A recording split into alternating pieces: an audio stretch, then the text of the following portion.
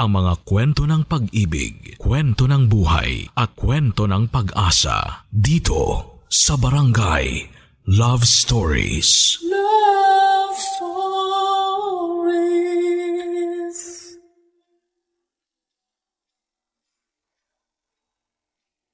Lahat naman ng nagmamahal ay nakakaranas ng kabiguan. Pero mas masaya ang pagmamahalang dumaan muna sa pagsubok at tumibay sa pagdaan ng mga araw. Sa pagpapatuloy ng kwento ni Tristan, matagpuan na kaya niya ang babaeng nakalaan para sa kanya.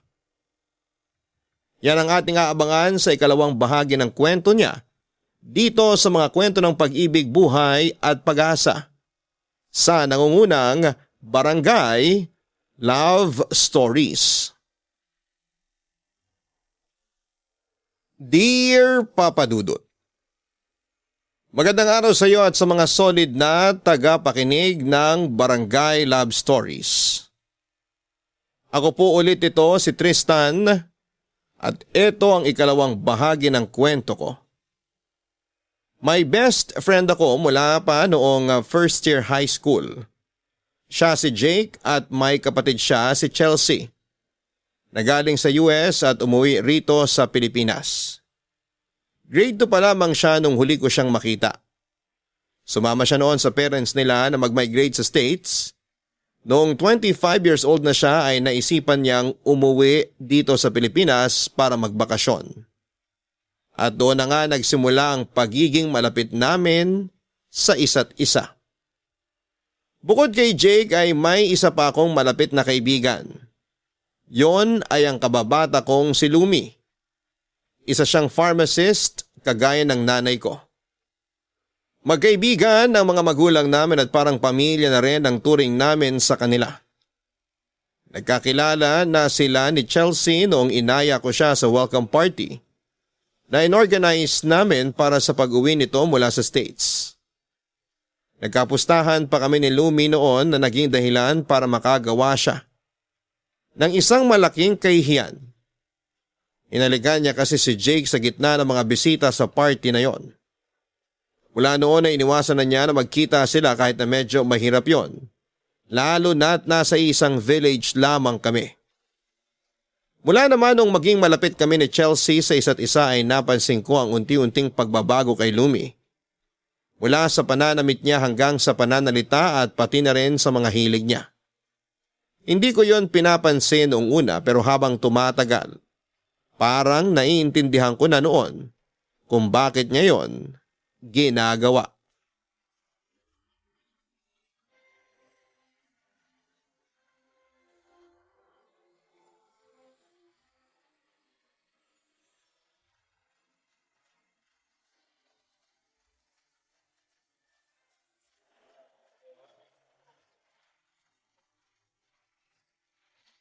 Buti naman sumama kang lumabas ngayon.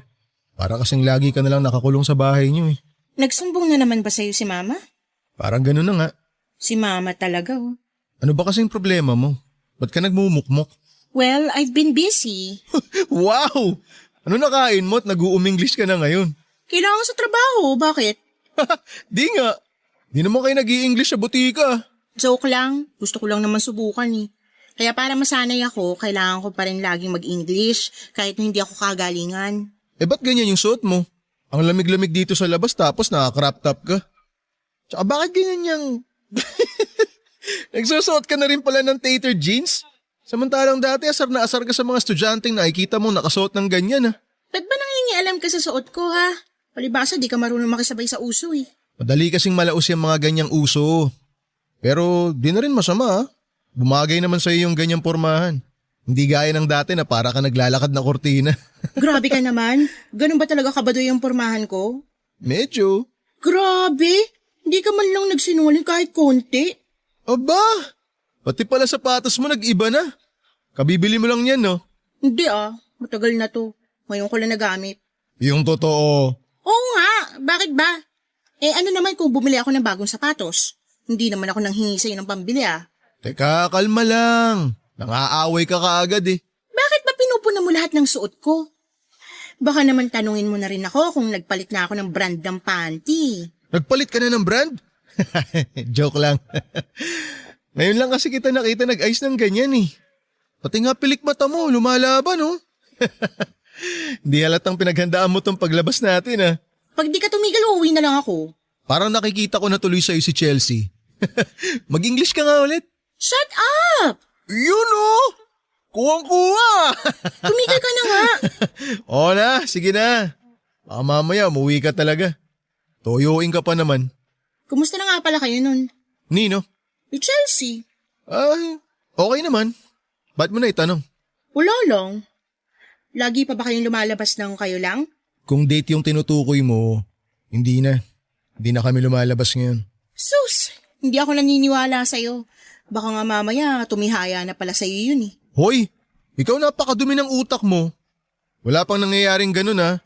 Baka ikaw, kayo nung manliligaw mo. Mas malabo yung sinasabi mo. Di pa nga kami nagkikita ulit eh. Eh paano kanya nililigawan? Sa chat? Hina naman nun. Huwag kang nga basher dyan.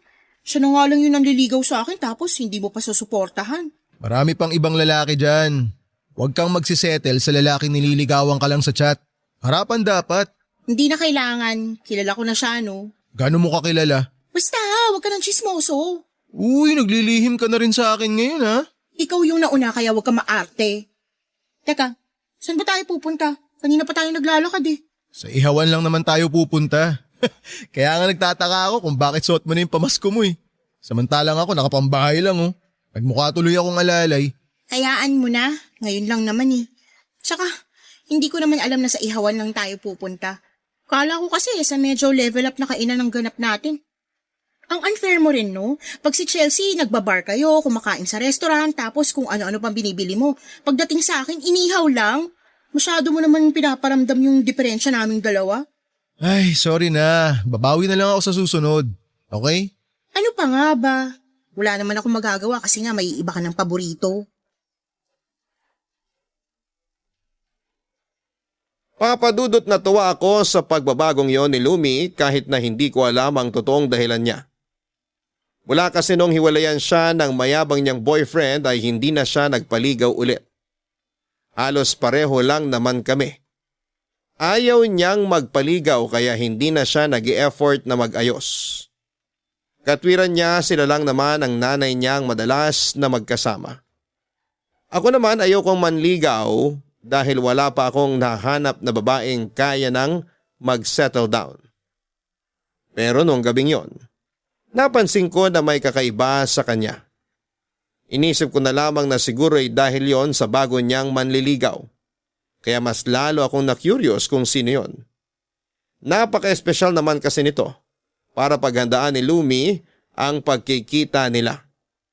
Ilang beses ko na siyang tinanong na sino ba talaga ang manliligaw niya. Pero saka na lang daw niya sasabihin kapag handa na siyang ipakilala ito sa akin. Isa pa sa kinagulat ko sa kanya noong gabing yon ay nung sinabi niya na gusto na niyang mas kilalanin pa si Chelsea. Medyo nanibago talaga ako sa mga kinikilos niya. Pero siguro gusto na rin niyang maging kaibigan ng mga taong malalapit sa akin. Maliban lang kay Jake. Hanggang sa pagkakataong yon kasi ay hindi pa rin siya handang makita ang kaibigan ko dahil sa ginawa niyang kalokohan. Tuwing ipinapaalala ko sa kanilang dalawa yung nangyari, pareho sila ng nagiging reaksyon. Para bang dering-deri sila sa isa't isa. Kaya naman nakaisip din ako ng kalokohan noon. Hindi ko sinabi kay Lumi na makakasama namin sa dinner si Jake. Ang kaso'y nagkaroon naman ng biglang lakad. Akala ko nga ay magiging masaya ang dinner na yon para sa amin pero ganito ang kinalabasan. Uy Tristan, sigurado ka bang wala rito yung kaibigan mo mukhang kapre? Baka mamaya, bigla na lang akong bitbitin nun palabas nitong bakuran nila. Huwag kang magpanik, wala si Jake. May date ngayon yun kaya malamang mamayang madaling araw pa yun makakauwi. Safe na safe ka rito. Sabi mo yan ah. Teka, nandito ba talaga si Chelsea? Parang wala namang tao. Saan naman siya pupunta alam naman niyang darating tayo ngayon. Tsaka nakabukas yung gate oh. Hey guys! Oh, sabi sa'yo nandito siya eh. Excited ka kasi masyado. Che! Hi Chelsea! Hi, thanks for coming. Oh, you look so pretty. Thanks! Medyo hindi lang kasi ako nakapaghanda nung party mo. Ito kasing best friend ko, basta na lang ako sinama. Di man lang nakonsensya na mukhang ewan yung suot ko nung haharap ako sa inyo. Oh, come on, don't worry about it. I thought you looked really good. O, kita mo na. Si Chelsea na nagsabi sa'yo na okay naman yung itsura mo nung party. Tsaka, ba't di mo na lang aminin na pinaghandaan mo talaga tong gabing to? Don't mind him. This is just my normal get-up. Wow! Pinanindigan mo talaga yung pag-i-English mo, ha? Huwag ko nga epal dyan. So, shall we go inside? Food's ready. Come on in. Salamat. Mukhang nahuli na kami ng dating, ah. Hindi ka na namin natulungan sa paghahanda ng pagkain. No worries. You're here as my guests. Just get comfortable. Drinks are in the fridge, so take whatever you want. And if you're hungry, dinner's ready. Ganito dapat yung kinakaibigan eh. Chelsea, di ba sabi mo kanina ang ganda-ganda ko? Pwede bang sabihin mo ulit yun? Ang sarap pakinggan eh. Konti na lang iuuwi na kita sa inyo. Di na naman to nakainom ng gamot niya sa hiya eh. Chelsea, pagpasensya mo na tong kababata ako ah. GGSS din kasi. GGSS? What does that mean? Gandang-ganda sa sarili. Pero hayaan mo siya.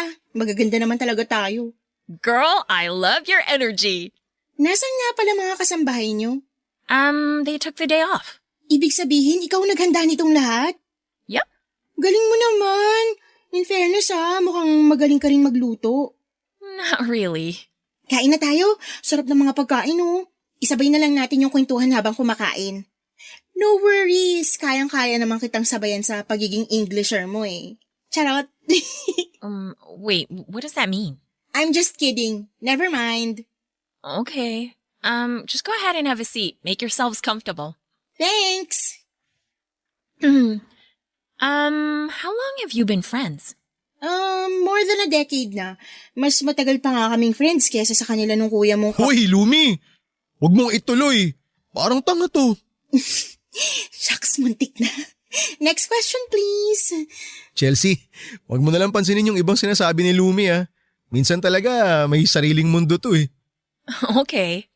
But I gotta say, I love her sense of humor. By the way, your name is really cute. Is it really just Lumi, or is that your nickname?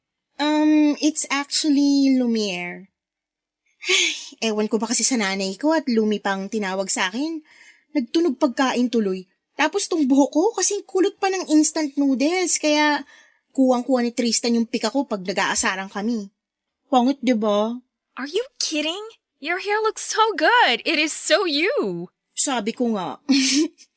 Narinig mo? Suits me well daw. Kaya tigil-tigilan mo na tong buhok ko Grabe, di man lang nagpa-humble. Huwag kang kontrabida, pwede. Nag-uusap kami Alam mo, pag kami naging close, huyo ka na sa akin.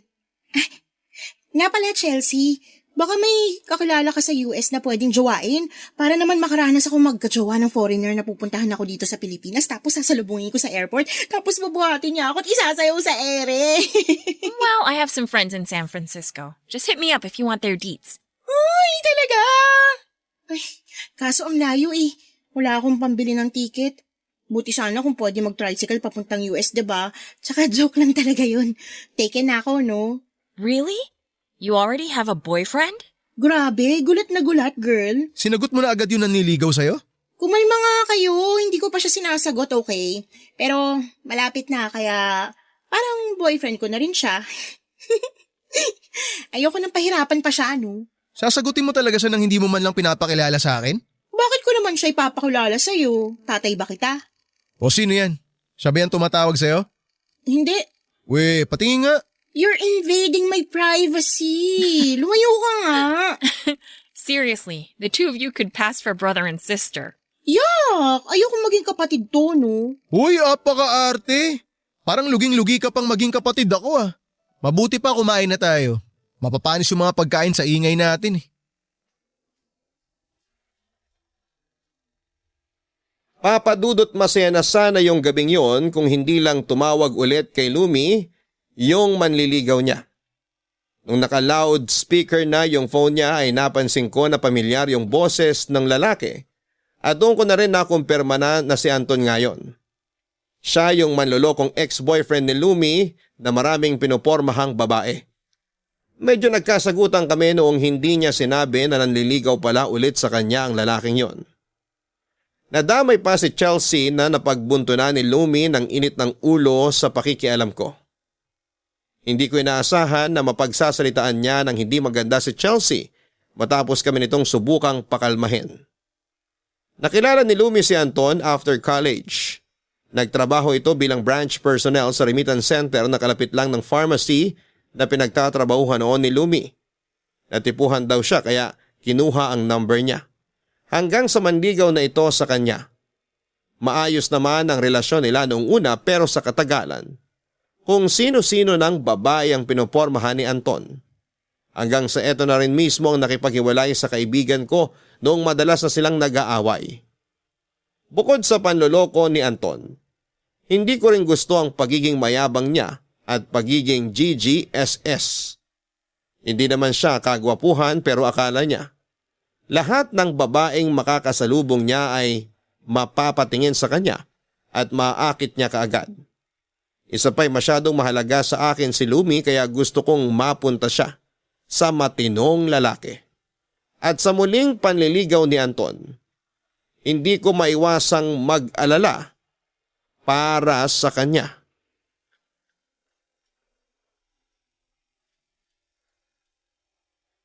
Papadudot mula noong malamang ko na si Anton pala ang nanliligaw kay Lumi.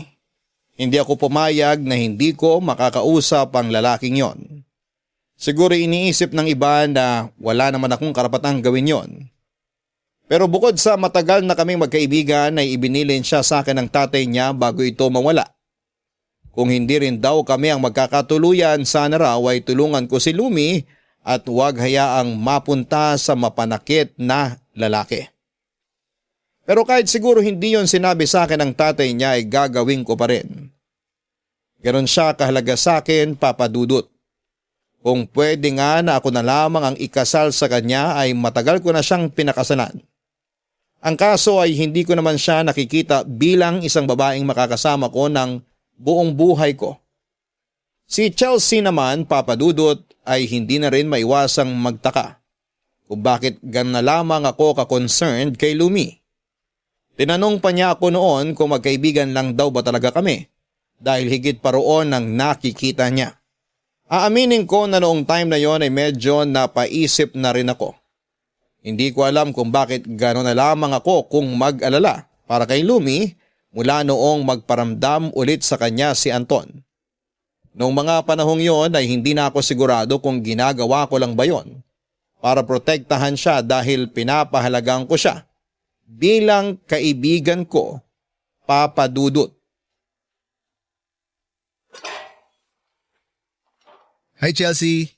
If you're looking for Jake, he's not here. Okay lang. Hindi naman siya pinunta ko rito. Actually, ikaw. Ayain lang sana kitang kumain sa labas. Pwede ka ba? So the other friend couldn't make it? Ha? Sino? Si Lumi? Who else would I be talking about? I think you should ask her first. She might be interested. Pero ikaw yung inaaya ako hindi siya. Teka, galit ka ba sa akin? Should I be mad? Parang wala ka sa mood Ay, alam kong naiinis ka kay Lumi dahil sa nangyari sa dinner natin. Kaya ngayon, naiinis ka na rin sa akin. Sana maintindihan mo ko. Kaibigan ko si Lumi. Yung nanliligaw sa kanya, hindi ko gusto. Kaya kailangan ko siyang pagsabihan. Di ko nga alam kung bakit niya to ginagawa Samantalang nag-promise pa siya noon na hindi na siya makikipagbalikan dun sa ex-boyfriend niya na yun. Were you not aware that promises were made to be broken? May mga pangako pa rin naman na natutupad. Hindi lahat sumisira sa pangako nila. I'm sorry to have to say this, but you should stay out of her personal life. I get that you care about her, but seriously, you need to set some boundaries. Hindi mo naman ako naiintindihan Or maybe you're being overprotective because you already like her. Kaibigan ko lang siya. Wala akong gusto kay Lumi. Teka nga, bakit mo naman naisip na siya yung gusto ko? Well, because that's exactly how you make me feel. Gusto mo bang malaman kung bakit ko siya pinoprotektahan kay Anton? I actually don't care, but go ahead, tell me. Kasi nakita ko kung paano siya sinaktan ng lalaking yun. Kung ikaw naman yung nasa sitwasyon niya, gagawin ko rin yun para sa'yo Kahit hindi mo sabihin. Alam mo naman na isa ka na rin sa mga tao na pinapahalagahan ko, di ba? Kaya kapag kinulit ka ng lalaking nanloko sa'yo, di uubra sa akin yun. Hindi ko na siya papalapitin sa'yo. At kung sakaling magpumilit siya, lalagyan ko ng design yung buong katawan niya. Yung simple lang. Tipong mata niya lang ang walang pasa. You do that for me? Oo naman. Basta matuto ka lang na magtiwala. Ganun lang kasimple. Sa ikinikilos mo kasi, kahit hindi mo sabihin, alam ko na may problema kang iniwan sa US at nandito ka para pansamantalang makahinga sa lahat. Hindi kita pipilitin na sabihin sa akin kung ano yung problema mo. Ikaw ang bahala. Basta kung sakali, nandito lang ako. Thanks, but maybe it's best if we don't talk about it. Sabi ko nga. So okay na tayo? Hindi ka nagalit sa akin? I'm not mad, I'm just a little frustrated. Hayaan mo na yun. Ay, may naisip nga pala ako na magandang puntahan sa susunod. Tingin ko pag nakita mo yun, makakalimutan mo na lahat. Pati pangalan mo. I'd love to go with you, but I know you're super busy and I don't want you spending too much on me either. You might need to save up. Hindi, okay lang. Samantalahin na natin yung pagkakataon na nandito ka pa. Pwede ko namang ayusin yung sked ko sa klinik eh. Tsaka wala namang ibang sasama sa'yo pag may naisip kang puntahan. Si Jake mas busy pa yon kaysa sa akin. Kaya tayo na lang. May alam akong magandang beach sa Zambales. Pwede nating puntahan yun kung gusto mo. Just the two of us? Pwede rin naman nating isama si Lumi. No. Biro lang. Alam ko naman na hindi pa kayo nagkakaayos. I'm sorry, I know you and Lumi have been friends since you two were kids, but she sometimes makes me feel out of place when she's with us. Sorry kung yan ang nararamdaman mo ah. Pero siguro, proud lang siya na matagal na kami magkaibigan.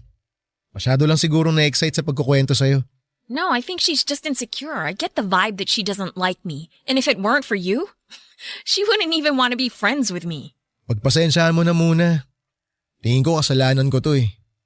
Mula kasi nung dumating ka, tayo na yung laging magkasama. Kaya ayun, nagtampo siya sa akin. Pero maniwala ka, magkakasundo rin kayo nun. Hindi pa lang siguro ngayon. Mabait naman si Lumi. Makikita mo rin yung side niya na yon pag mas nakilala mo na siya ng mabuti at naging okay na kayo.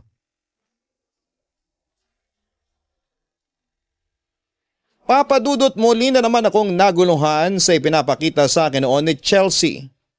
Hindi ko alam kung nagsiselos ba siya o talagang ayaw niya lang kay Lumi.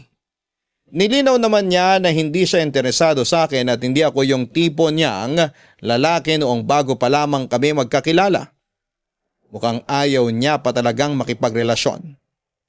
Pero hindi ko maintindihan kung bakit niya ipinaparamdam na gusto niyang palagi kaming magkasama. At mas maraming oras yung ilalaan namin sa isa't isa. Kung ikukumpara siya sa handwriting ko, mas magulo pa siya roon. Dumagdag pa noon yung pagtatampo sa akin ni Lumi. Umabot na nga ng halos 2 linggo na hindi ako kinakausap ni Lumi. Sinubukan ko siyang kausapin pero palagi niya akong iniiwasan. Ilang beses na rin niyang sinabi na huwag akong makialam sa mga desisyon niya. Pero hindi ko naman mapigilan ang sarili ko. Mas lalo pa akong nag-alala noong sinabi niya na seryoso na siya kay Anton at balak na niya itong sagutin. Hanggang sa hindi ako nakatiis, papadudot. Gumawa ko ng paraan para makontak si Anton at harapan ko siyang kinausap tungkol sa intensyon niya sa kaibigan ko. Ginawa ko yon kahit na alam ko na posibleng mag-away na naman kami ni Lumi.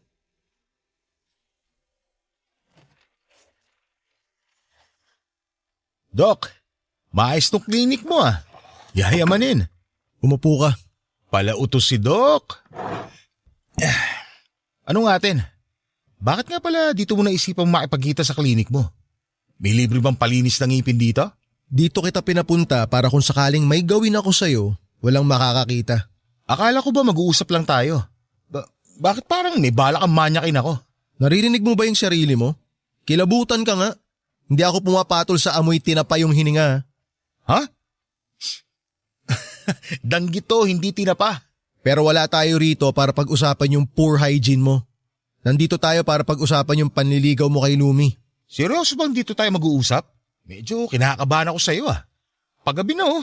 Saka parang walang mga dumadaan sa harap nitong klinik mo. Huwag kang anduwag. Kung may gagawin ako masama sa'yo, kanina ko pa sana sinimulan nung pagpasok mo pa lang dito. Hindi na sana ako nag-aksaya ng oras. Nakakapraning kasi datingan mo eh. Dala na kasi ako sa mga ganitong eksena. Pwede ba magseryoso ka naman? Ayokong pahabain tong nonsense na usapan na to. Si Lumi yung concern ko, hindi yung kaparaningan mo. Simulan mo na kasi mga sasabihin mo, Dok. Makikinig ako. Diretsahan na tayo San ka kumukuha ng lakas ng loob na ligawan ulit si Lumi? Di ba ikaw yung dahilan kung bakit kayo naghiwalay? Ikaw yung nagloko. Ano yun? Nagsawa na sa'yo yung mga inaaswang mo kaya babalik ka na naman sa kaibigan ko? Teka lang. Niratrat mo naman kaagad ako eh. Isa-isa lang. Para lang sa kaalaman mo, Dok. Wala na ako ibang pinopormahan ngayon. Si Lumi na lang talaga. Saka seryoso na ako sa kanya, okay? Wala sa itsura mo yung magseseryoso sa isang relasyon. Kaya wag na tayong maglokohan dito. Bakit ba ganyan ka mag-react? Sinaniban ka ba ng tatay ni Lumi kaya ini-interview mo ako ngayon? Hoy, matuto kang rumispeto Wag mo sinasama sa walang kwentang usapan na to yung tatay ni Lumi. Sorry, pero hindi ko pa rin talaga gets kung bakit masyado ka naman nagmamalasakit kay Lumi. May gusto ka sa kanya, no? Kaya ayaw mo maagawan. Nagmamalasakit ako sa kanya bilang kaibigan. Ayoko mapunta siya sa lalaking patapon ng buhay. Ano? Teka lang. Sino tinutukoy mong patapon ng buhay? Kanina pa ako nagtitipis sa'yo pero namumuro ka na. Tinamaan ka ba? Bakit? Kasi totoo? Oy, hindi ako patapon. Naghahanap naman ako ng trabaho Masyado ka lang mapanghusga. Kung nililigawan mo lang si Lumi dahil maayos na buhay niya ngayon, wag mo nang ituloy. Wala ka nang magagawa doon. Pumayag na si Lumi na ligawan ko siya. At sa tingin ko, malapit na rin niya akong sagutin. Sino nga ba naman ang tatanggi sa isang kagaya ko? Hindi mo siya pwedeng ligawan. Bakit? Ikaw ba si Lumi? Pala desisyon ka rin eh. Alam mo, kung balak mo rin ligawan yung kaibigan mo, di magsabay tayo. Para magkaalaman kung sino mas gusto niya. Wala naman dapat alamin Pero para sa kaalaman mo, wala akong gusto kay Lumi. Kaibigan ko lang siya, kaya bakit ko siya liligawan? Sus, kunwari ka pa, Dok. Halatang halata ka na Kahit i-deny mo, kitang-kita ko na gusto mo rin si Lumi. Ang akin lang naman, lumaban ka ng patas. Nililigawan ko na diligawan mo rin para magkaalaman. Hindi yung dadaanin mo ako sa ganito may usap-usap pa dito sa klinik mo. Hindi ako nakikipagkumpetensya sa'yo. Kung gugustuhin ko mang ligawan si Lumi, matagal ko na sanang ginawa. At sigurado ako na kung ginawa ko yun, hindi ka makakaporma sa kanya. Aba, iba rin yung ere mo, Dok no? Pero gusto ko yan. Mas lalo ako na-challenge. Paano ba yan? Uulitin ko na lang yung sinabi ko kanina. Ligawan mo na nang magkaalaman na.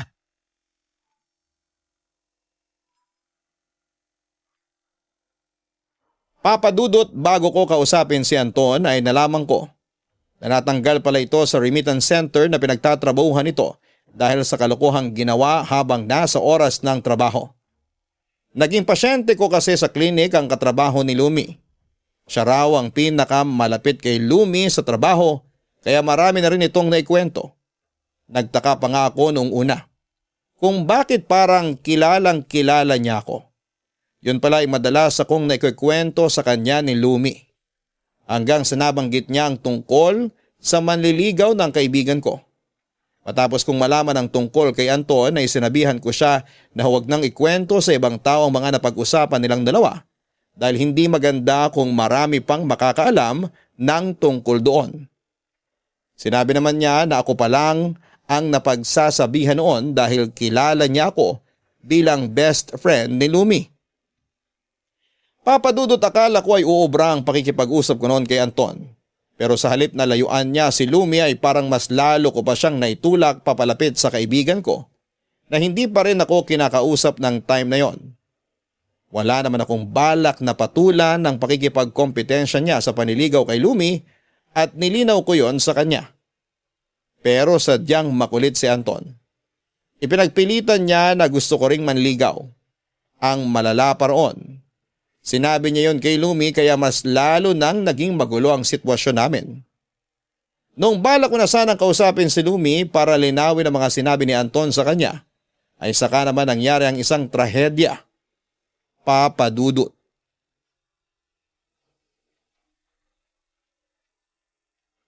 Papadudot noong araw na kakausapin ko sana si Lumi ay inatake sa puso ang nanay niya na naging sanhi ng pagkamatay nito. Dahil nasa Visayas pa ang mga kamag-anak nila at hindi agad na makakapunta sa lamay ng kanyang ina. Kami ng pamilya ko ang naging karamay niya. Hindi ko siya iniwanan sa mga panahong lugmok na lugmok siya.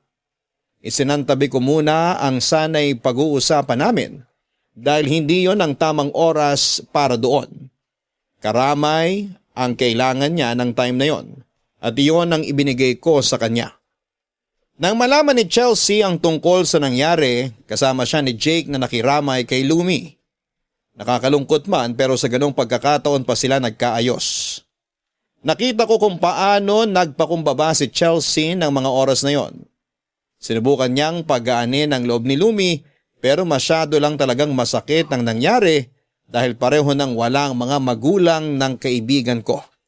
Tumulong din siya sa pag-aasikaso ng mga bisita at wala akong narinig na reklamo sa kanya. Nagpasalamat naman noon si Lumi dahil wala na siyang ibang maaasahan na tutulong sa kanya ng mga sandaling yon, kundi kami na lamang na malalapit niyang kaibigan. Nung huling gabi na ng lamay ng nanay ni Lumi, habang abala kami sa pag-aasikaso sa mga nakikipaglamay, saka naman dumating ang isang hindi inaasahang bisita.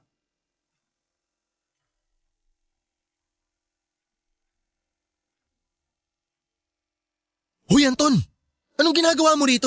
Siyempre, nandito ka kaya hindi pwedeng wala ako. Hanggang dito ba naman dadali mo yung basura mong pag-uugali? Tsaka bakit ganyan yung dala mo? Bulaklak at chocolate? Para kanino yung mga yan? Alangan naman para sa patay. Makakakain pa ba yun ng chocolate? Kung bulaklak, pwede pa. Wala kang respetong bobo ka. Hindi ako nakikipagbiroan sa'yo ha. Nandito kami para tumulong, hindi para magpapansin gaya ng ginagawa mo. Kaya kung pwede, umuwi ka na kung wala ka namang matinong gagawin dito. Yabang mo ah. Hindi ka kaano-ano nung namatay. Kaya huwag ka mag-angas-angasan dito. Brad, pakiusap lang ha. Huwag kang mag-iskandalo rito. O tapos ngayon binabrad-brad mo na ako. Kanina lang sinabihan mo ako ng bobo, di ba? Saka bakit mo ba ako pinipigilan lumapit kay Lumi? Ano? Takot na takot ka maagawan. Kasi kayang-kaya kong pasagutin yung kaibigan. Anton, anong ginagawa mo dito? Bi, nakikiramay ako. Ayos ka lang ba? Nandito lang ako, okay? Hindi kita pababayaan. Hindi kita iiwan. May dinala nga pala ako para sa'yo. Ito oh. Seryoso ka ba? Bulaklak at chocolate sa burol ng nanay ko? Hindi to tamang oras para manligaw, Anton. Kung pumunta ka lang dito para dyan sa ibibigay mo, bumalik ka na lang sa ibang araw. Uy, Bi, teka lang naman. Usap tayo kahit 5 minutes lang. Hindi mo ba nakikita? Marami akong asikasuhing bisita na nakikiramay sa akin. Hindi kagaya mo na pansariling interes lang yung pinunta rito. Brad, sige na. Umalis ka na. Kung gusto mo talagang makiramay, wag mo na lang munang kulitin si Lumi. Nagluluksa pa yung tao. Intindihin mo rin sana na wala pa siyang oras para sa ipinunta mo rito. Oo na. Basag trip ka rin eh. Layo-layo ng binyahe ko para lang ibigay ito tapos... Ay! Hindi ko na iuwi itong dala ko. Magmumukha akong tanga sa daan. Iiwan ko na lang to dito sa lamesa. O yan. Makauwi na nga. Ay, buti naman umalis na. Ang kulit eh. Ganun ba talaga yun? Parang wala sa katinuan? Pagpasensyahan mo na lang siya. Saka ko na lang siya haharapin pag nailibing na si nanay. Ikaw bahala. Ay, nga pala. May iba ka pa bang kailangan? Baka may kailangan ka pang bilhin. Ako na bibili. Paubos na yung mga biskwit, tsaka yung binili kong kape kanina. Kung okay lang sana, magpapabili muna ako sa'yo. Sabi ko nga ako na bibili, walang problema. Kung may iba ka pang ipabibili, pakilista mo na lang para mabili ko na lahat. Tsaka huwag mo nang alalahanin yung pambili. Kami na bahala ron. Salamat talaga. Hindi ko na alam gagawin ko kung wala kayo ni na tita. Hindi ko to kaya na mag-isa. Ang daya naman kasi ni nanay. Iniwan niya ako agad. Basta kahit anong mangyari, nandito lang kami. Kami ng parents ko. Tsaka sina Chelsea at Jake. Magsabi ka lang ha kung ano kailangan mo. Makakabawi rin ako sa inyo. Sus, hindi mo naman kailangan bumawi sa amin. Ayos lang yun. Alam mo kung usapang bawi, mas kailangan mong bumawi sa sarili mo kahit konti. Tingnan mo, wala ka pang maayos na tulog. Nangingitim na yung ilalim ng mga mata mo. Pwede ka naman magpahinga muna. Nandito pa naman sila Chelsea at Jake eh. Pwedeng sila na munang mag-asikaso sa mga nakikiramay. Saka na ako babawi ng tulog. Nakakahiya naman kung Iaasa ko pa yun sa kanila. Tinulungan nyo na nga ako sa mga gastusin dito eh. Huwag ka nang mahiya sa amin. Ano ka ba? Parang pamilya ka na rin namin, kaya walang kaso yun. Okay? Sige na nga. Salamat talaga. Kakausapin ko lang muna yung magkapatid tapos bibili na ako ng mga kailangan dito. Ikaw naman, magpahinga ka na muna. Matulog ka kahit ilang oras lang. Ha? Okay, sige. Ingat ka sa pagdadrive mamaya.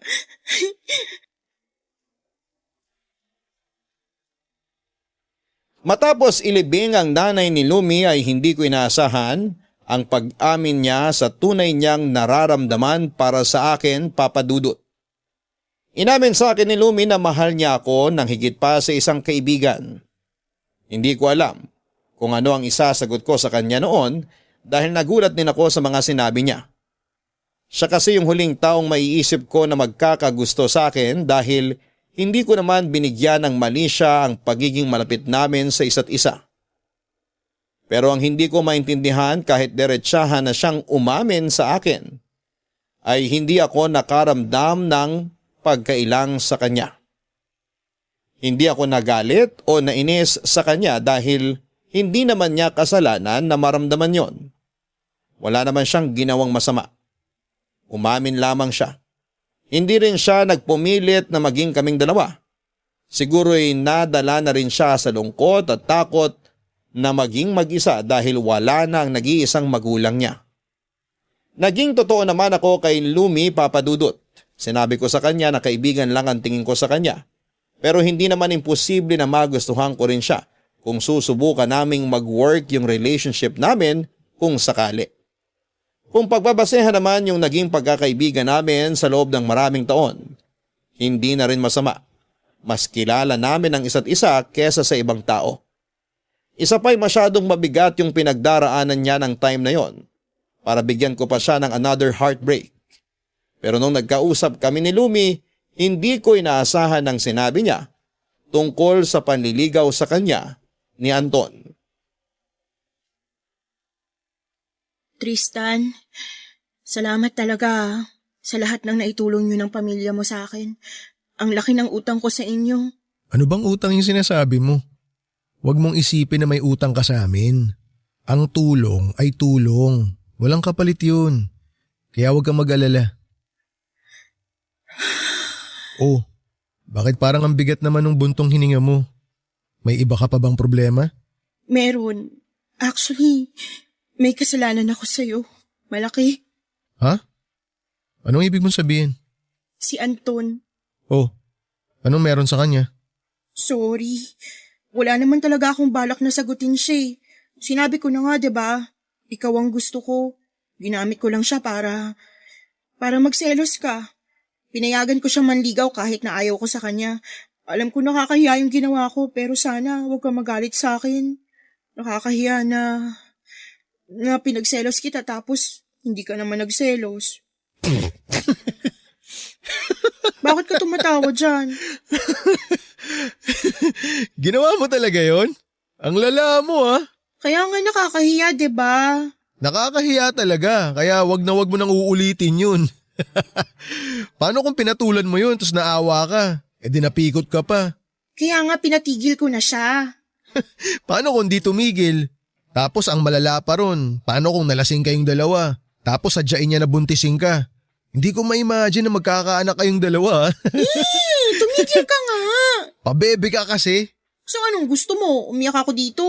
Lakas naman ang trip mo. Malay ko ba naaabot ka pala sa ganong level? Sana sinabi mo na lang kaagad sa akin na ako pala yung gusto mo. Tapos ano? Ire-reject mo lang naman ako? Paano mo nasabi? Alam mo ba kung ano nararamdaman ko? Hindi. Hindi naman pala eh. Kaya bakit mo ako pinangungunahan? Sorry na. Pero sabi mo kasi hanggang kaibigan lang yung tingin mo sa akin eh. Kaya imposible na… Pero magiging posible kung susubukan natin. Ha? Uy, masyado ka naman kung makanganga dyan. Ay, bukang-buka ba? Sorry.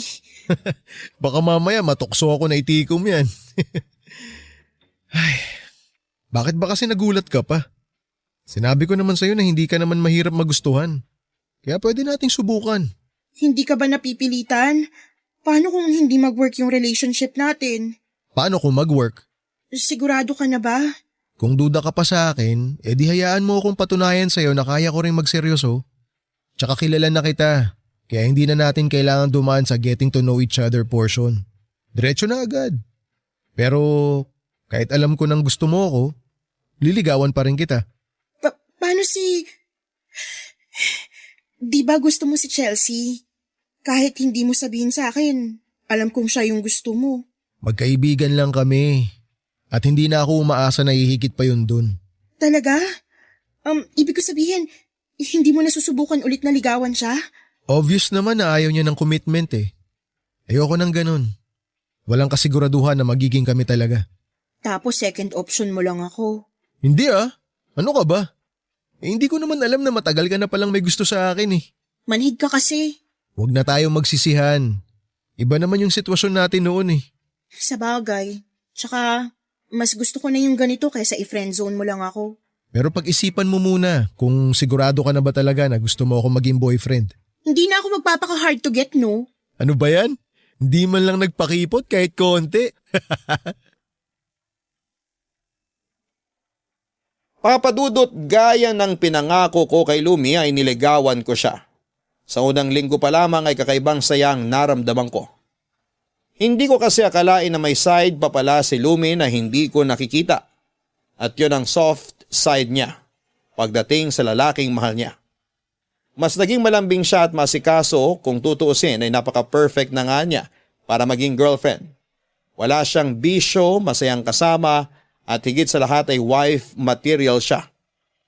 Mula nang simulan ko ang panliligaw kay Lumi ay hindi ko na pinupuntahan si Chelsea. Respeto na rin dahil nililigawan ko na si Lumi. Halos hindi naman makapaniwala si Jake nang malaman niya ang tungkol doon. Akala niya raw kasi ay ang kapatid niya ang bala kong ligawan. Pero nilinaw ko naman sa kanya na hindi ako ang tipo ni Chelsea kaya nirespeto na lamang niya yon. May mga pagkakataon pa rin naman na pumupunta ako kina Jake para makipagkwentuhan. Pero naramdaman ko ang pag-iwas ni Chelsea sa akin. Naging malamig ang pakikitungo niya lalo na nung isinama ko si Lumi doon matapos ako nitong sagutin. Wala naman siyang sinabi na hindi niya kami gusto ni Lumi para sa isa't isa. Pero batid ko na may bahagi sa kanya na gusto pa rin niyang kami yung magkasama. Pero siguro ay nakisama na lang din siya dahil hindi naman niya ako binigyan ng pagkakataon noong sinubukan ko siyang ligawan, Papadudot. Papadudot, noong malaman ni Chelsea na kami na ni Lumi ay hindi na siya nakipag-usap pa ulit sa akin. Tuwing naroon ako sa kanila, Papadudot, ay palagi siyang umaalis o di kaya ay nagkukulong sa kwarto. Hanggang sa malaman ko na lamang kay Jake na may balak na pala siyang bumalik sa San Francisco.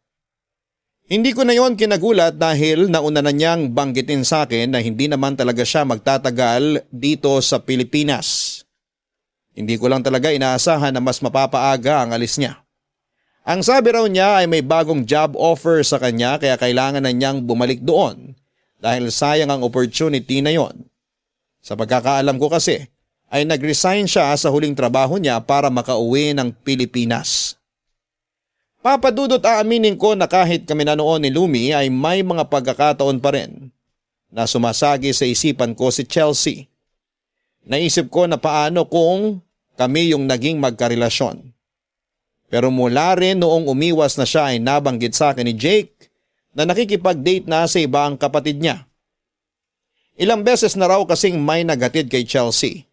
Medyo na-disappoint ako sa nalaman ko kahit na alam kong wala naman akong karapatan.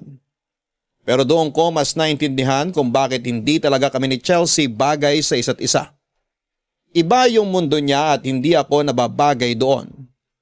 Noong malapit na ang birthday ni Jake ay maaga niya kaming sinabihan na imbitado kami sa birthday celebration niya. Kaya kahit na nung iwas namin ni Chelsea sa isa't isa, magkikita at magkikita pa rin kaming dalawa, Papadudot. Ang lamig talaga dito sa sala niyo. Parang ang sarap lagi tumambay dito. Welcome ka naman dito sa amin anytime. Punta ka lang. Ay nga pala, pupunta ka ba sa birthday party ni Jake? Oo naman. Ako pa ba mawawala sa birthday niya? Oo nga naman. Basta sama ako ah. Di mo na nga kailangan sabihin yan eh. Matik na yun. Sino magiging date ko ron kung di kita isasama? Ano ba? Pinapakilig mo na naman ako. Mababaw lang talaga kaligayahan mo. Ay, nga pala. May isusuot ka na ba sa party? Kung gusto mo, samahan kitang bumili. Ililibre mo ba ako? Pwede naman. Tsaka wala pa ako nabibili para sa'yo mula nung maging tayo eh. Sus, okay lang yun. Hindi naman ako materialistic.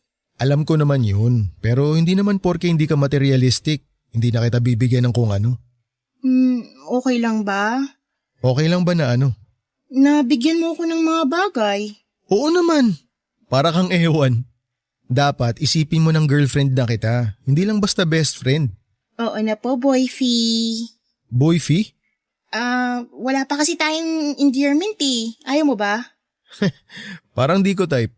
Paano kung mahal? Babe o baby? Pili ka ng isa. Wala akong pipiliin. Pwede bang pangalan na lang? Ayoko talaga ng mga ganyan eh. Hindi naman sa nababaduyan ako pero hindi lang talaga ako sanay. Mas gusto ko pa rin na tinatawag ako sa pangalan ko. Sige, okay lang naman sa akin. Basta ba, hindi mo na ako sasabihan na mukhang noodles eh. Cute kaya nun. Anong cute doon? Basta, ayoko nang sinasabihan mo ako noon. Oo na, sige na. Bago ko pala makalimutan, nakakapag-usap pa ba kayo ni Chelsea? Hindi na. Bakit mo naman naitanong? Wala lang. Nakasalubong ko kasi siya nung isang araw habang nagja-jogging siya. Binati ko pero hindi naman ako pinansin. Baka naman hindi ka lang narinig. Ano siya, bingi? Tsaka, nakita niya rin naman ako. Baka ayaw lang talaga mamansin. Hayaan mo na. Baka nagtatampo lang yun. Baka nagsiselos. Oh, ayan ka na naman. Totoo naman eh. Babae rin ako kaya alam kong posible yon. Feeling ko talaga, gusto ka rin niya pero kung kailan na-realize niya yon, saka mo naman ako niligawan. Kung sa akin nangyari yon, ay nako, pighating malala. Kung ganon, edi dapat mas naiintindihan mo yung nararamdaman niya ngayon. Hindi lang naman ikaw yung hindi pinapansin eh. Ako rin, hindi niya pinapansin. Baka kailangan niya ng space. Pero sana sinabi niya kung gaano kalaki, 'di ba? Para hindi ako napapahiya kapag binabati ko siya tapos parang hangin lang ako sa kanya. Tama na nga yan. Baka mamaya mabadrip ka palalo tapos sa akin mo ibuntun. Iba pa naman yung toyo mo. Toyo ko o toyo ni Chelsea? Oyster sauce. So hindi mo ako pipiliin? Ay, para ka namang bata. Halika na. Ihatid na kita sa bahay niyo. Pwede bang dito na lang ako matulog? Uy, hindi pwede. Baka gusto mong itakwil ako ng nanay ko. Ay, oo nga pala. Ayaw niya nang nagpapatulog ka ng babae dito. Pero, malay mo, exempted ako kasi. Walang ganun kay mama. Parang di mo naman siya kilala. Pata siya sa lahat. Kaya halika na. Huwag ka nang makulit. Ay, sige na nga. Papadudot habang tumatagal ay napapansin ko noon na may pagkasilosa si Lumi. Tuwing may babae akong nakakausap ay palagi niya akong tinatanong kung sino yon at bakit ko kinakausap. Kahit na sinasagot ko lang naman ang inquiries nila sa Facebook page ng dental clinic. May pagkakataon din na hindi niya maiwasang sungitan yung mga babaeng pumapansin sa akin tuwing lumalabas kami. Hanggang sa hindi ko na talaga yon nagustuhan, kaya pinagsabihan ko na siya. Ang kaso ay hindi niya rin nagustuhan yung ginawa ko, kaya doon na kami nagsimulang magkaroon ng hindi pagkakaunawaan. Nagkakaayos pa rin naman kami at hindi namin pinapalipas ang buong araw na hindi kami nagkakasundo, pero madalas lang talaga na nangyayari yon. Noong malapit na ang birthday ni Jake ay nakiusap ulit siya sa akin kung pwede ko siyang tulungan sa pag-organize ng sarili niyang party. Pagka-uwi ko galing sa trabaho ay pinuntahan ko siya para ilatag yung plano namin. Kasama ko sana noon si Lumi pero nagsabi na siya na malilate siya ng uwi dahil may kailangan pa siyang puntahan pagkatapos ng trabaho. Kaya ako na lamang daw ang pumunta. Nasa garden kami ni na Jake, may maliit na table doon at 4 na rattan chair. Habang pinag-uusapan namin ang tungkol sa magiging birthday celebration niya, ay nagkaroon ako ng pagkakataong kausapin si Chelsea. Nagtatanong ako sa kanya at sumasagot naman siya. Naisip ko na siyang tanungin kung totoong babalik na siya sa US, pero nag-alangan ako. Isa pa para sa birthday ni Jake ang ipinunta ko doon at hindi para pag-usapan ang pag-alis niya. Pero habang nagpaplano kami ay panay naman ang tawag ng kliyente ni Jake, kaya kaming dalawa na lamang ang naiiwan doon. At yon ang eksenang naabutan ni Lumi noong hindi ko inaasahan ang pagsunod niya nang mapaaga siya ng uwi. Na-misinterpret ni Lumi yung pag-uusap namin kaya nagkasagutan silang dalawa ng gabing yon.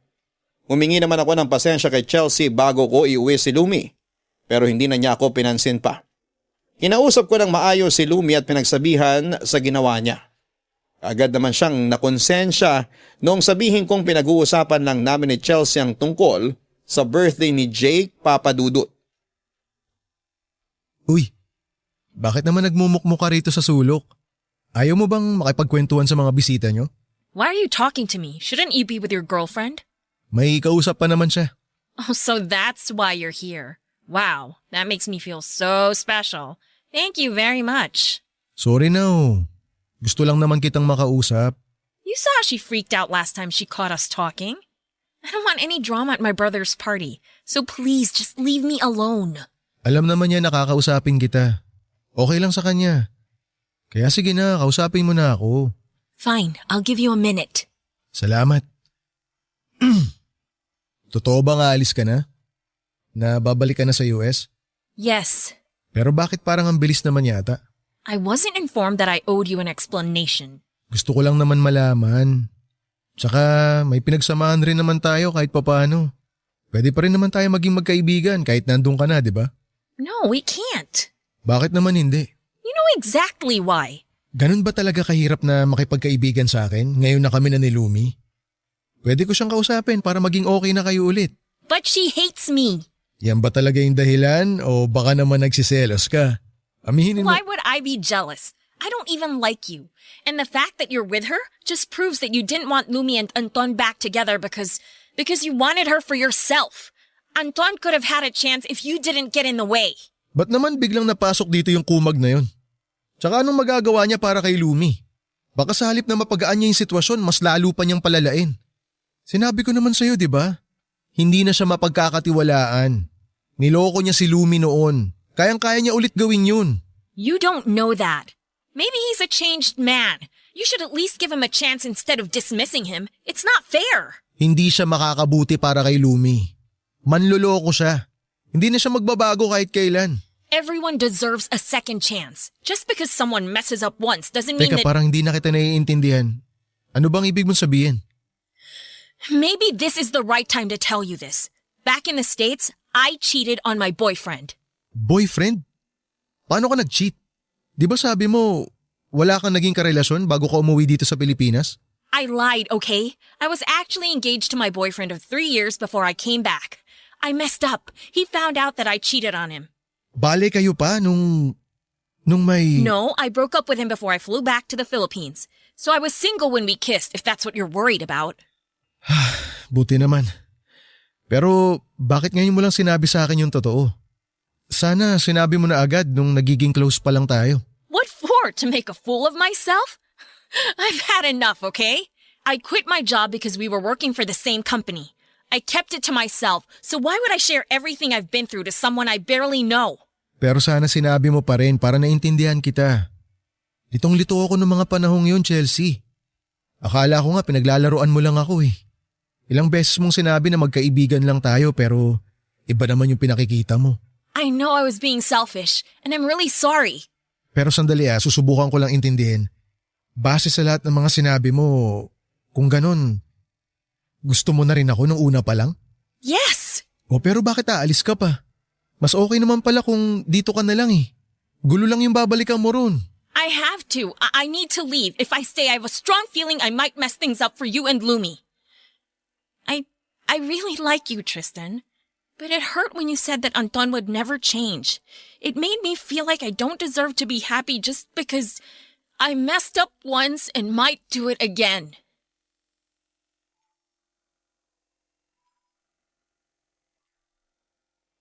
Papadudot, naramdaman ko yung sakit sa boses ni Chelsea nang sabihin niya yon. Hindi ko mapigilang makonsensya sa mga sinabi ko dahil huli na nang mapagtanto ko na nahusgahan ko rin siya sa mga binitawan kong salita. Dahil sa nangyari, mas lalong lumabo ang chance na magkaayos kami, kahit pa sa pagkakaibigan na lamang. Natuloy ang pag-alis ni Chelsea, Papadudot, pero ang sabi ni Jake, hindi na siya nagpahatid pa sa airport. Hindi siya nagkwento sa kuya niya kaya hindi ko rin sinabi ang mga nalaman ko. Ayoko siyang pangunahan dahil desisyon niya kung gusto pa niyang ipaalam yon sa kapatid niya. Pero noong nakaalis na siya ay parang may naiwang mabigat sa dibdib ko. Kung nalaman ko lang siguro ng mas maaga yung tungkol sa problema niya, baka mas naintindihan ko siya. Papadudot, masaya na ako kay Lumi pero hindi ko pa rin maitatanggi na kahit na anong gawin ko ay hindi ko na maaalis si Chelsea sa sistema ko. Kaalis pa lamang niya noon pero parang gusto ko na kagad siyang makita at makausap. Pero kapag ginawa ko yon ay may isang tao naman akong masasaktan. Hindi naging madali sa akin ang sitwasyon na yon. Pero umasa pa rin ako na may magandang mangyayari sa paglipas ng mga araw. Hanggang dito na lamang po muna, Papadudot, at sana po ay abangan rin ng mga tagapakinig ninyo ang ikatlo at ikaapat na bahagi ng kwento ko.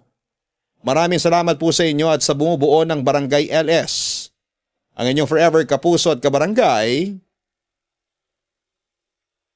Tristan. Mga kabarangay, may mga tao na mas gustong mabuhay sa kasinungalingan pero masaya sila kesa sa katotohanan. Pero malungkot naman pala. May mga pagkakataon kasi na kapag pinili ng iba na hindi sabihin ang totoo, ay doon sila mas mapapanatag at doon sila mas makakahinga ng maluwag. Pero ang katotohanan kapag maagang ipinaalam ay mas maraming magagawang magagandang bagay. Ganyan sana ang gustong mangyari ng sender natin na si Tristan. Pero mas pinili ni Chelsea na ilihim sa kanya ang totoo. At sa kanya lang nalaman kung bakit nag-aalilangan ito sa pakikipagrelasyon sa kanya, kung kailan malabo na ang lahat para sa kanilang dalawa. Hanggang sa muli, ako po ang inyong si Papadudot sa mga kwento ng pag-ibig, buhay at pag-asa sa Barangay Love Stories number 1. Sabay-sabay nating pakinggan ang iyong kwento ng pag-ibig, buhay at pag-asa. Ipadala lang sa barangaylovestories@yahoo.com. Nagustuhan ng iyong napakinggan? Ituloy yan via live stream sa www.gmanetwork.com/radio.